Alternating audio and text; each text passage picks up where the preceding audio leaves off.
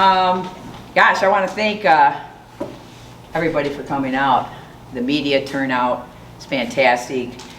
I'm certain that you're going to enjoy interviewing Bonnie Thole, who will be more diplomatic, kinder, gentler, and less direct and to the point.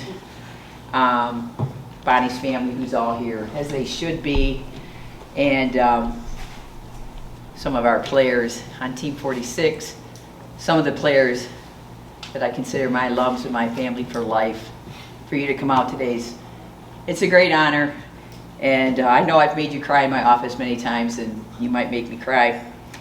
And I don't want Harbaugh to know, but we have Ohio State in the house, because Kelly Kovac Shanley, who is the head coach at Ohio State, but is a Michigan softball All-American and alum, drove up today, because no matter what, I know there's a place in her heart that's always blue. So thank you for coming. And before I begin, I want to publicly take this time to publicly congratulate Bonnie Thole on being the next head coach, the 4th head coach in Michigan softball history.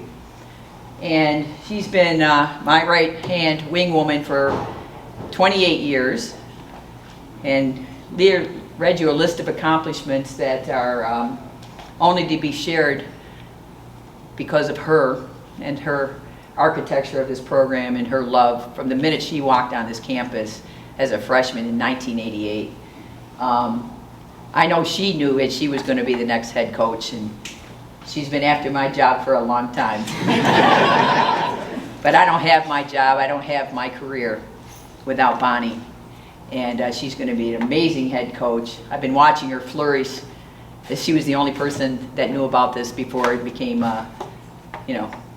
bigger. And she's flourishing in this role. She's going to do a great job. And I want to leave her with my most prized coaching tool, which is my lineup board. And this lineup board I've had for many, many years.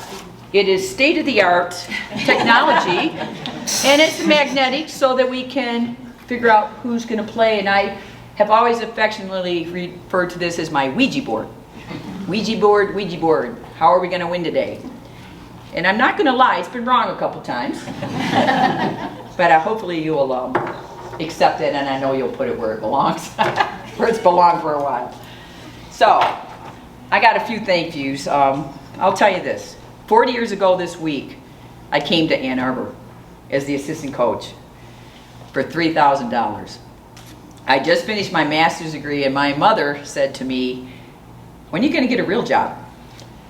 And I said, it'll work out. It'll always work out. I wasn't worried.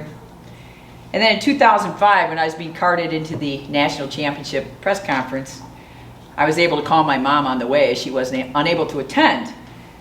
And the first thing she said to me, was, you haven't been wearing your sunscreen, have you? And the next thing she said was, this has really worked out. And it really has. I'm going to start by thanking Bob DeCarolis, who's the man who hired me and gave me this lifetime opportunity, and I'm forever indebted to him. And honestly, he's always had a place in my life. Don Canham is the man who hired me, and I'm forever grateful to him.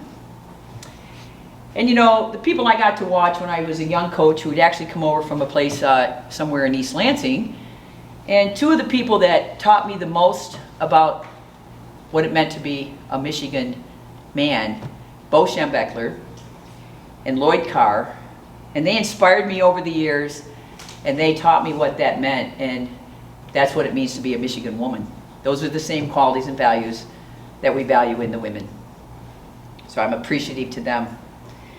And to every member of every Michigan softball support team, and I talk about strength and conditioning and athletic medicine and the academic support, our travel office, our field crew, our event management, our development, marketing, athletic council, media relations, facilities operations, our sport program administration. You can go on and on. I'm sure I'm forgetting a few, but our success is a reflection of everybody holding the high standards that we expect in all of our programs for Michigan greatness.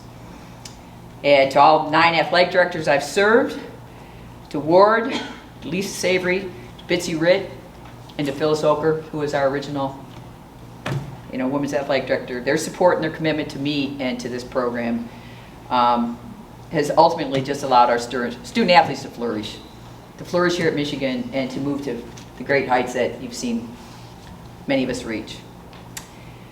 And most important to me will always be the people who I've had the opportunity to lead, to mentor, and to help grow up. Because all of us in coaching, we're just in the people business. And I'm honored to have been your coach. You've all impacted me well beyond what I could impact you. Because wearing the Block M is the highest honor and privilege in the world for all of you and for me. And the core tenets of Michigan softball have always been that only this year 21 women in the world wear the maize and blue and walk on that softball field. That every decision you make and every decision I make is how does it affect your team. And our job is ultimately to leave this program and leave this world better than you found it. And that culture that's been created and sustained since 1978 has been built by every woman who's walked on the field. And I will always consider that our greatest achievement. So I came here as a girl with potential, and I leave a woman with no limits. That's my wish for every woman who walks on the field. So I'm full of love, I'm full of gratitude, I'm full of humility, but mostly love for all things maize and blue. And I go back to my mom, Ivy, who I think of often. She was so proud of me. She told to me once, well, I was proud of Carol before she was famous. But she says, Carol, you're the luckiest person I know. And I can tell you that today, I'm the luckiest person I know. So thank you for everything, Michigan. I'll bleed blue forever. Go blue.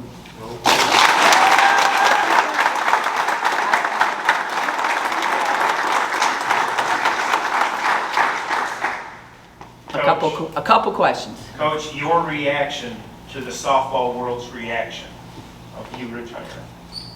What's it been like? Well, I just told Juwan I want my own t-shirt that says shock the world. The outpouring of love is part of our community. It's what makes softball, I think, one of the greatest professions in the world to be a softball coach. We are a tight-knit group, and as I've told them all, I'm not going far. I have a lot of passion, and I leave here with my passion intact, and my passions are just going to be redirected a little bit. You touched on it, but the difference now, not only in women's softball, but women's athletics, but from the time that you arrived here to now. Did you see the pictures of the field before we ever started? And yeah, I consider myself a Title IX boomer, and I have evolved with that. I've evolved in this time here at Michigan, where there was athletics and there was women's athletics, and now there's athletics.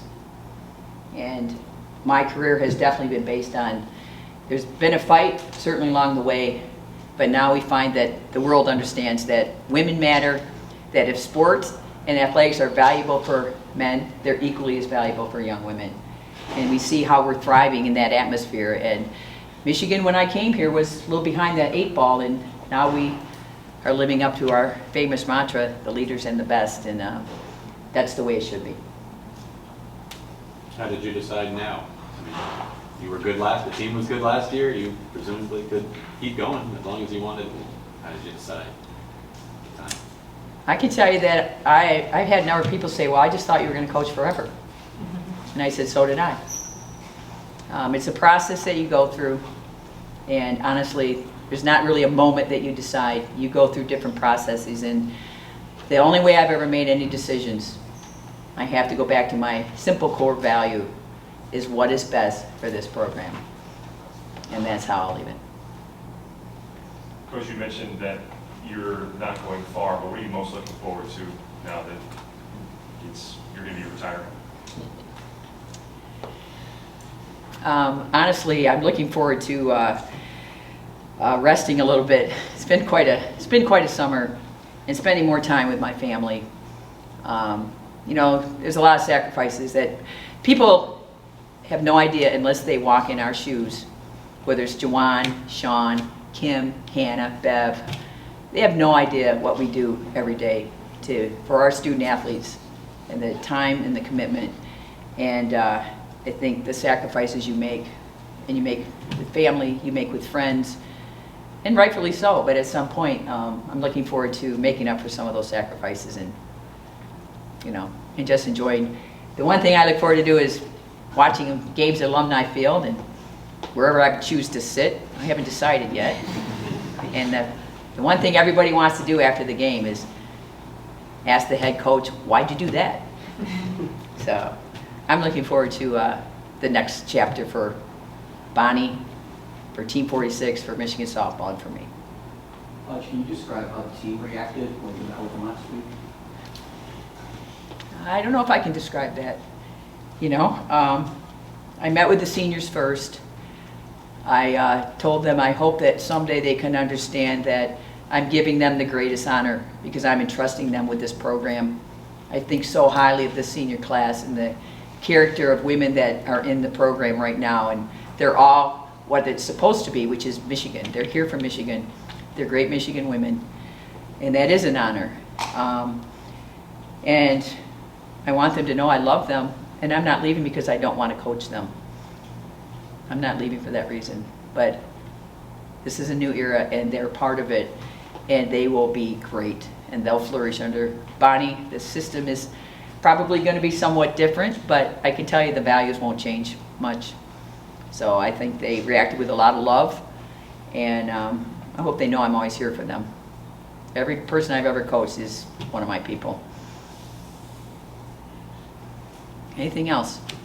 Yeah, you said you won't go far. Will you be present in the building much? And you mentioned Bonnie being with you for 28 years on the staff. What really equips her in your mind for this job, this undertaking? Well, probably first thing that comes to mind is she's been doing a lot of these duties for a while anyway. And she has the ability, she has the passion, she has the knowledge, and she has the depth of character that it takes. And she's ready. She's been flourishing since the minute she knew. She never knew it was hers until Ward Manuel interviewed her and spoke with her. But she's going to flourish, and she's ready. And I don't remember what your other question was. Will you keep an office in the building? Will you Absolutely not. Will you be second guessing? Will you be second guessing the head coach? Absolutely not. Everything I told her, we've been chatting a lot about some of the things, and she's busy right now. Everything I ever tell her now is just a suggestion. I'm here to be helpful. My goal is to be behind the scenes to take things off the plate where it's appropriate. But I think the most important thing is she needs to take Team 46 and she needs to get to work. So we need to get through this. Anybody else? Any thoughts of having a broader or bigger role when it comes to softball in general, or intercollegiate athletics at this stage of its development? I told you I have a lot of passion that has not changed at all. And I do believe that I'd like to be of value to the world of athletics. I want to be of value to the Michigan Athletic Department. And I have a lot. I have a lot to say, and I have a lot to do. Anyway, thank you so much. Go Blue.